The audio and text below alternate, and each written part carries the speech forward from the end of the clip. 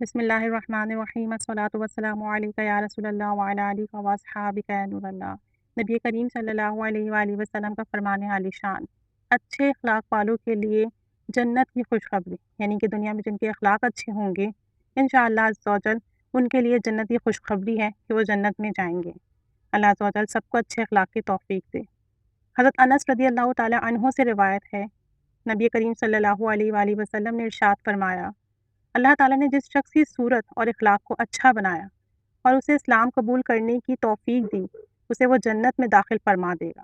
یعنی جو لوگ جن کی اللہ تعالیٰ نے اچھی شکل و صورت بنائی ہے، اچھے اخلاق دیے ہیں اور پھر وہ اسلام بھی قبول کرتے ہیں، یعنی مسلمان ہیں، تو انشاءاللہ عز و جل اللہ تعالیٰ انہیں جنت میں داخل فرمائے گا، انہیں جنت ملے گی۔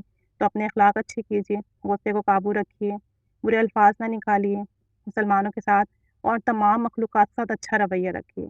ایک اور حدیث شریف میں حضرت ابو ہریرہ رضی اللہ تعالیٰ عنہ سے روایت ہے، نبی کریم صلی اللہ علیہ وآلہ وسلم نے ارشاد فرمایا، اچھا خلق خطا کو اس طرح مٹا دیتا ہے جیسے سورج جمے ہوئے پانی کو پگھلا دیتا ہے، یعنی اس کا جمنا ختم کر دیتا ہے۔ یعنی اگر آپ کا اخلاق اچھا ہے تو غلطیاں خطائیں ایسے مٹ جاتی ہیں جیسے کہ سورج کی گرمی جمے ہوئے پانی کو پگھلا دیتی ہے، اس پانی کو نرم کر دیتی ہے، یعنی برف کو نرم کر دیا پگھلا دے۔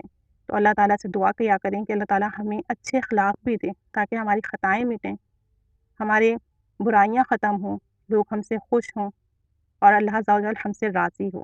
حضرت ابو ہریرہ رضی اللہ تعالیٰ عنہ سے روایت ہے کہ نبی کریم صلی اللہ علیہ وسلم نے فرمایا، مومنوں میں زیادہ کامل ایمان والا وہ ہے جو اخلاق کے اعتبار سے ان میں سب سے اچھا ہو۔ یعنی ہم سب مسلمان ہیں، ہم سب کے پاس ایمان کی دولت ہے الحمدللہ، لیکن کامل ایمان والا وہ ہے جس کے اخلاق اچھے ہیں، جو لوگوں کے لیے فائدہ مند ہوں، جس کے اخلاق سے لوگ راضی اور خوش ہوں، جو اپنی ذات سے کسی کو تکلیف نہ دیں۔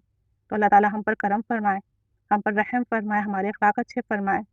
جس طرح اس نے ہمیں ایمان بھری زندگی دی ہے، ہمارا خاتمہ بھی ایمان پر فرمائے کہ اچھے اخلاق بھی ہوں گے، خاتمہ بھی ایمان پر ہوگا، تو انشاءاللہ عز و جل جنت میں ہی مسلمان کا ٹھکانہ ہوگا۔ اللہ عز و جل ہم سب پر رحمت کی نگاہ فرمائے، آمین۔ صلی اللہ علیہ محمد صلی اللہ علیہ وآلہ وسلم۔